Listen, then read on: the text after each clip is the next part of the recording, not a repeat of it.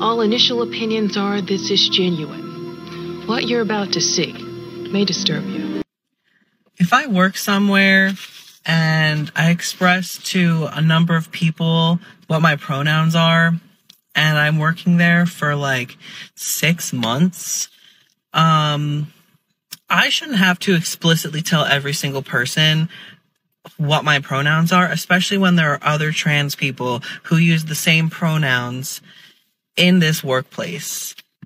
I just want to pick up my tips from my old job that I just stopped working at, and this person who I almost never worked with before misgendered me.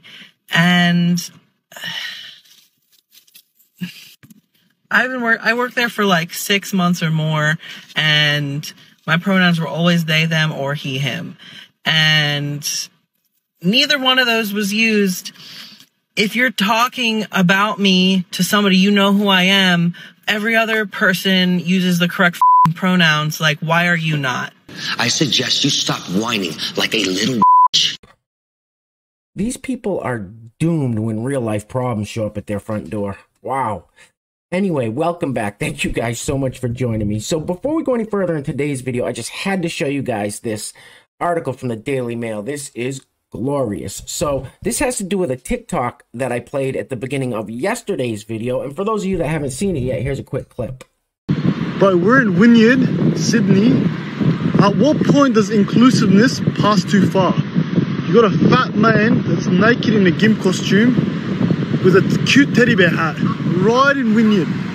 Now tell me this, maybe you can say I'm exaggerating, maybe you can say I'm too much, but at what point is it too far when you're walking down the street with your kid and the kid looks at a cute teddy bear hat and relates it to a man in a gimp suit? At what point does it get too dangerous? Well, bring out the gimp.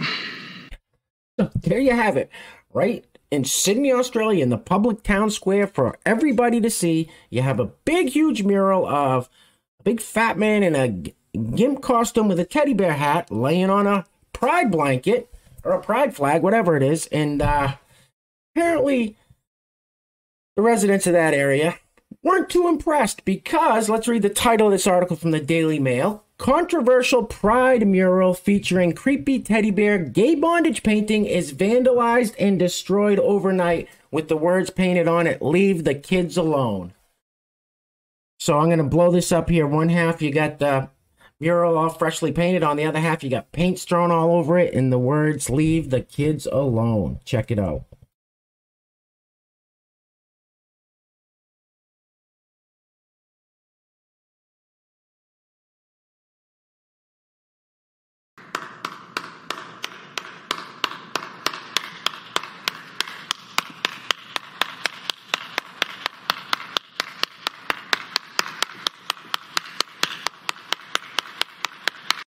Listen, if you're one of the people that spilled a little paint on that mural and you happen to be watching this video right now,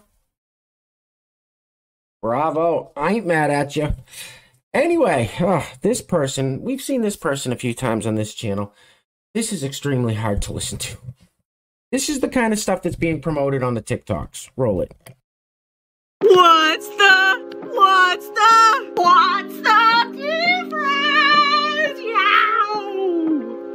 Paraboy versus Demi-boy. Hey. People who identify as paragender feel as though their gender is made up of a dominant gender and a minor gender or genders. And people who identify as paraboy feel as though their dominant gender is male, while their minor gender could be any gender and genders, but their dominant is male. Versus people who identify as demi-boy, who feel as though part of their gender is male and the other part could be any or multiple genders. The only difference between paraboy and demi-boy is people who identify as paraboy know that their dominant gender is male, while people who identify as demi-boy feel as though their gender is partly male. People who identify as demi-boy may feel that part of their gender is male, but it doesn't necessarily mean that it is the dominant gender. Versus people who are paraboy who know that their dominant gender is male. Not every paraboy and demiboy are the same as other paraboys and demiboys, and they may identify as any way that they want to identify. But we love all our paraboy and demiboys! Yeah.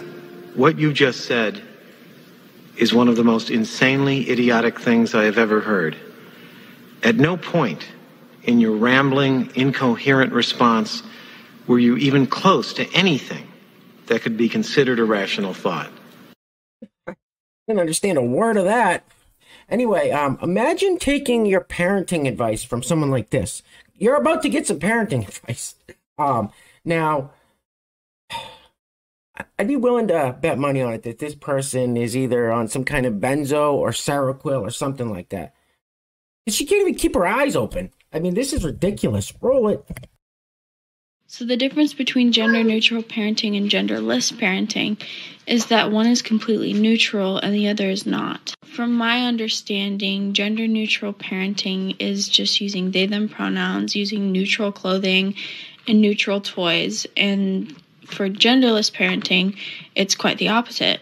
For my youngest, we use all pronouns, including neopronouns, because we want them to feel each pronoun and see what makes them most comfortable. With my oldest, we've done this, and she goes by she, her, he, him pronouns, and has expressed that they are both a boy and a girl. Gender-neutral parenting is basically making a non-binary baby, and that's not the goal with the genderless parenting. In essence, gender-neutral parenting is giving them neutral everything. Gender-creative parenting or genderless parenting is allowing them to experience both masculine and feminine things. Hey, Wesley. Yeah. Are you a boy or a girl? A boy and a girl. What are your pronouns? Him and she. How do you know? That's how I feel. Boys have a penis, girls have a vagina. Listen, that's sad. The ones that lose in all this are the little kids that grow up in households like that. That little cute little boy thinks he's a boy and a girl. Tell me he's not going to grow up and be confused. Anyway, this next one's sad. This hefty fella can't even stand up long enough to cook dinner. He was making pancakes, maybe a salad. Just saying. Just saying. Roll the film. Hello everyone, it's Pancake Day in the UK. Now these are freshly made and these are pre-made. Let's get cracking. We've got our ingredients, don't we baby, and the head chef. I'm the best pancake maker in the world. Head chef has requested that I wheel his gaming chair over because he doesn't want to stand and cook. Spatula, much needed objects. Woohoo! Pancake time! Yes! Oh guys, it's safe to say it was a disaster. The pancake chef Our frying pans are did not terrible. deliver, and I shockingly bad. Thanks to Sienna picking them. Oh, so it's my fault that the frying The pans other are frying bad. pans have no issues. Okay. These ones, they cost me hundreds of pounds and they're terrible. Pro cook, you're useless. You're still eating the pancake though. Boy, are you fat. Eat vegetable! Eat broccoli! Oh, boy. All right, this next one is, this is an ad that's on TikTok for Pantene hair products. Now, Pantene, as far as I know, mostly markets towards women's hair products, shampoo, conditioner, and stuff. They may have a men's line of hair products. I don't know, but it's mostly for women, right? Right, wrong. Roll it. I think to let people present themselves authentically creates a much more beautiful world. All right, that's Amy, pronoun she, her, trans woman. So this is Zaylee, pronoun she, her, another trans woman. And this is Finn, pronouns, of course, they, them. And this is not a man or a woman. This is a non-binary. So that's your Pantene hair products. Oh my God, what the is going on? Jesus Christ. Right? So for a Pantene woman's hair product commercial, they didn't have a single woman in the commercial. Well, I bet Pantene's got a great ESG score. Those of you who don't know what that is, look it up. Anyway, let's keep it moving. All right. Oh, before we go any further, guys, we don't have any sponsors for today's video. If you would like to sponsor the next video and help support the channel, there is a PayPal link in the description box below, and I will say your full name as a sponsor of said video unless stated otherwise by you. Now, this next TikTok is about 2.5 minutes long. I'm going to play only about 20 to 30 seconds of it. What this lady says in the first 25 seconds is... I'll let you guys hear it. Roll the film. Transgendered women are biologically women, though, in their brain. It's just the body didn't match up, okay? And there's scientific proof of this. I have a clip following, so you can watch it. And this is why we need the distinction between cisgendered and transgendered, because biologically, we're the same.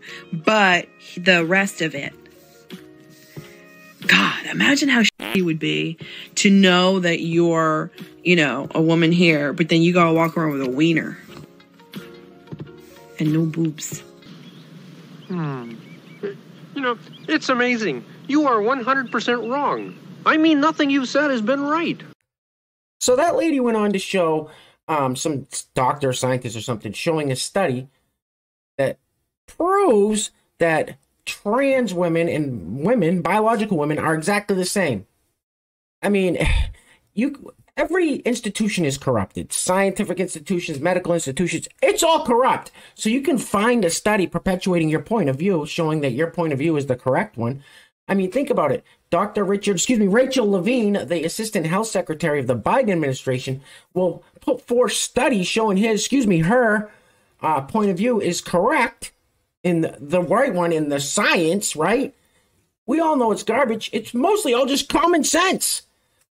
Anyway, sorry if I went a little off the rails there. I'm still feeling a little weird from having a China AIDS for the past week. Ugh.